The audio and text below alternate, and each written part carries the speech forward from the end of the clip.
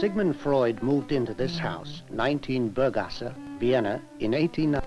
Hitler came to power in Berlin, and there were bonfires of books written by Freud and other psychoanalysts. In 1938, the Nazis walked into Vienna to be welcomed by throngs shouting Heil Hitler. Gangs of SA roamed the streets, terrorizing at will. Anti-Semitism was an official government policy. In 1938, the swastika went up over the door of 19 Burggasse, and a gang of thugs invaded the apartment of Sigmund Freud. Mrs. Freud offered them the household money, but it wasn't enough.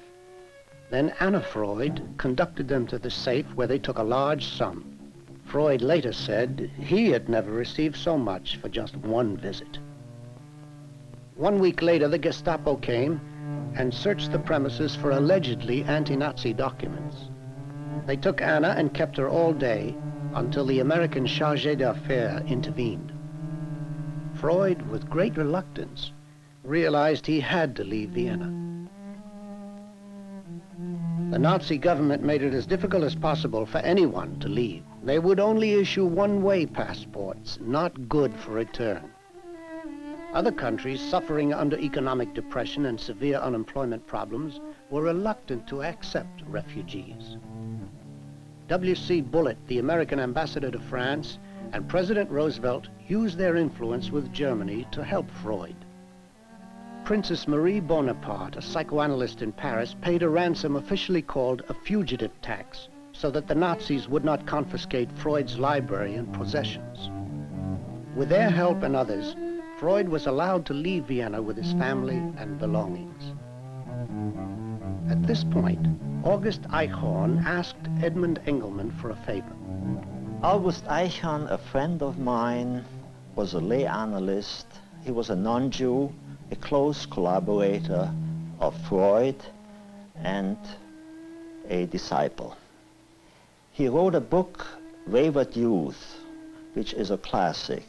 And this book deals with the application of psychoanalysis in the treatment of juvenile delinquents in a penal institution. One day, Eichhorn approached me and asked me whether I would be willing to undertake something that would be of utmost importance to psychoanalysis. Freud's apartment was just about to be dismantled and shipped to England, and he would want me to make a photographic record of his living quarters, his office for posterity. He mentioned that this undertaking was not very simple because the apartment was under strict surveillance by the Nazis, who wanted to prevent that other valuables would be smuggled out with Freud's furniture and pieces of art. Also, Freud himself, at this stage of his life, was over 80 years old. He was quite ill, and cancer had been with him since the 20s. So he had become somewhat of a recluse, and he only had contact with his family, with the so-called inner circle, and some of his older patients. So it was therefore necessary to work out a way of taking these pictures without disturbing him. Freud had his set routine every day, and Eichhorn drew a map, a floor plan of the apartment, and we devised a plan how to proceed with taking pictures without disturbing him. Then I went on to take these photographs. This Roman portrait bust was in a corner of Freud's consulting room, the room in which psychoanalysis took place.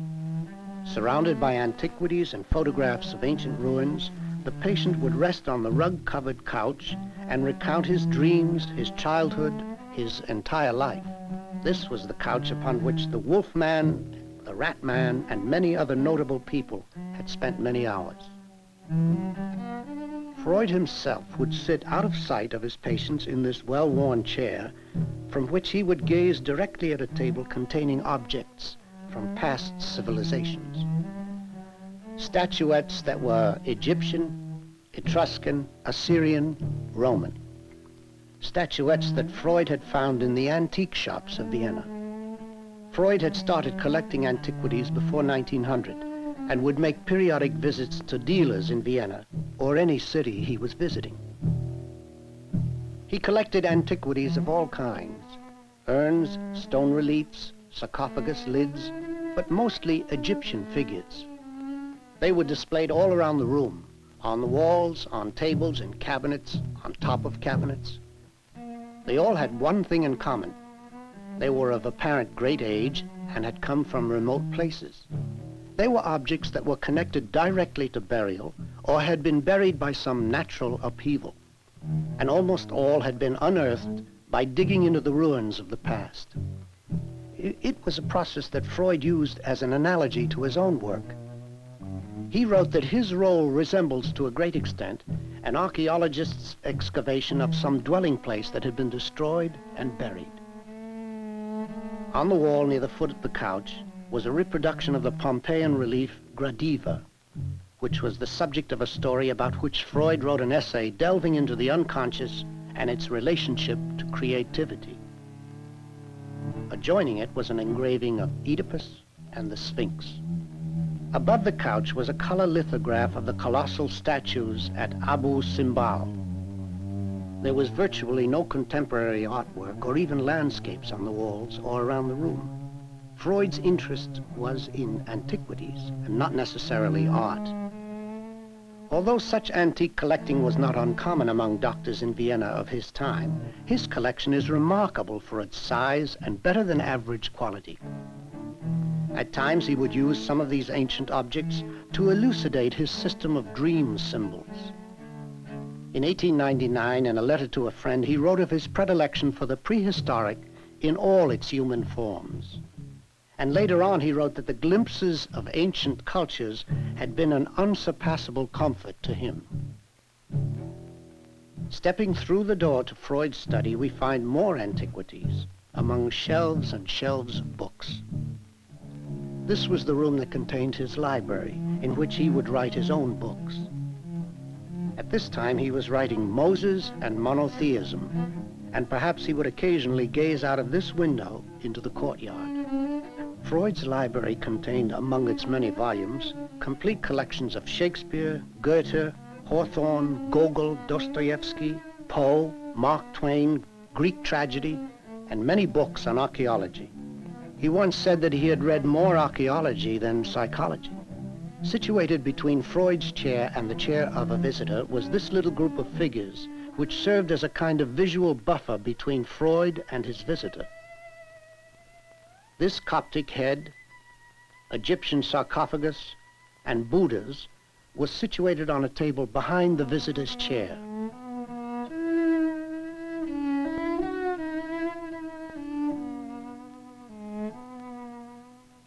On the wall behind these were photographs of Marie Bonaparte, Yvette Gilbert, whom he had met in Paris, and Lou Andreas Salome.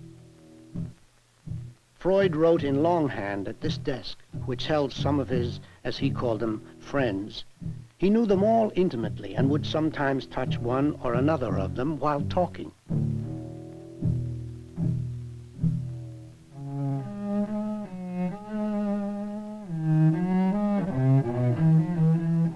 It was in these two rooms that Freud discovered and wrote of the major theories of psychoanalysis.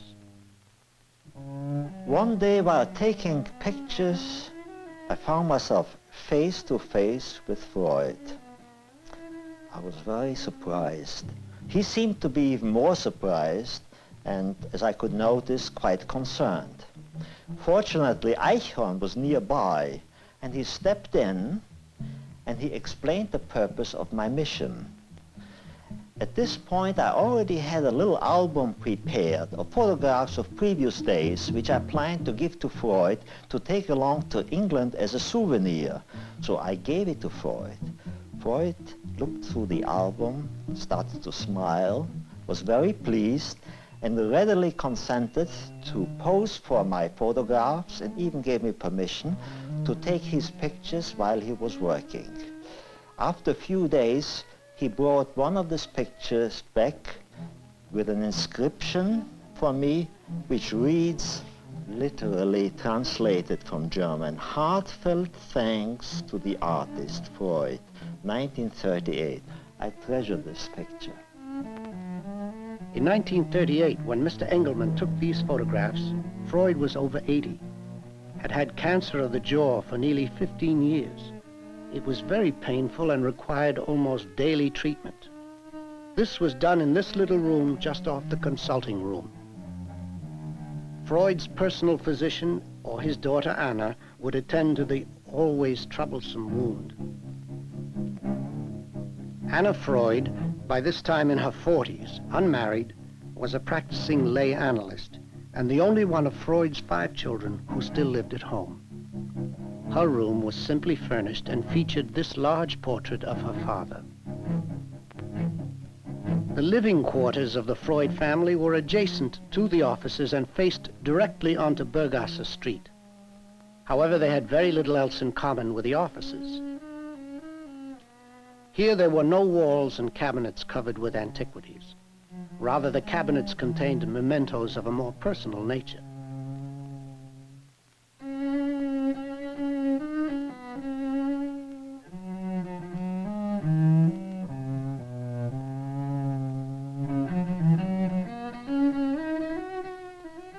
The apartment could have belonged to any middle-class, moderately successful doctor in Vienna.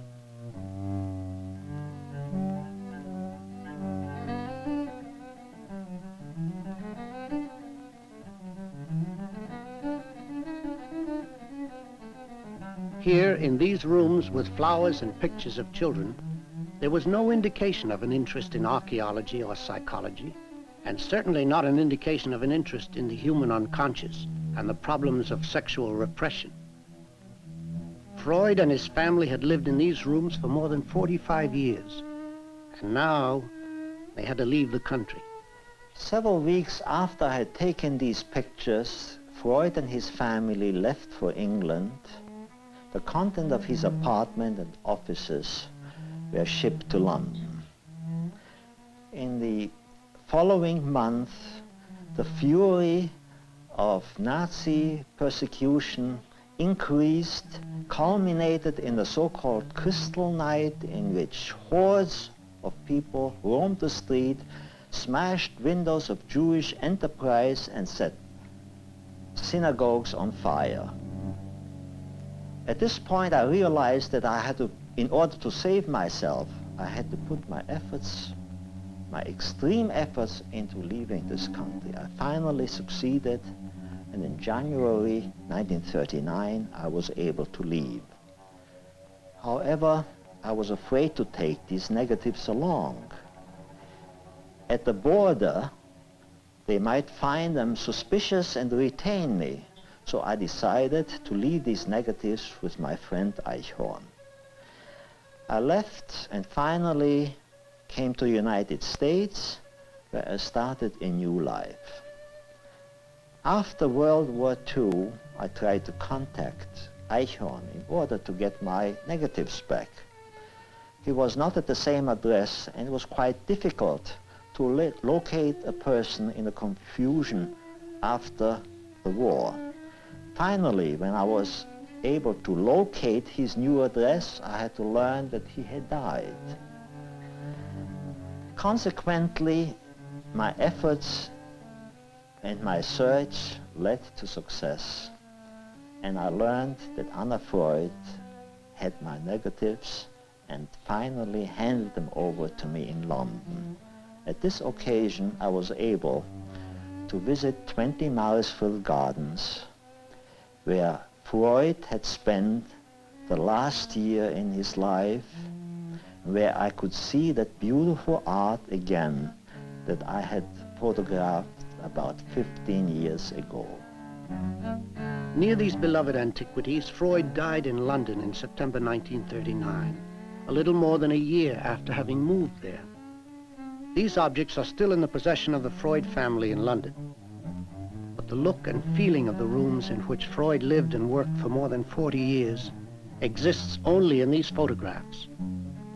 The Austrian government has made a museum for Freud in his old quarters in 19 Bergasse, but the furniture and antiquities are not there. It was in these rooms and among these objects, as depicted in these photographs, that concepts such as unconscious, sublimation, repression, reality principle, and so on, were defined in a manner to make them virtually household words. It was here that the great books of psychoanalysis were written. Perhaps most important, as Freud wrote to a friend in June 1900, in this house on July 24th, 1895, the secret of dreams was revealed to Dr. Sigmund Freud.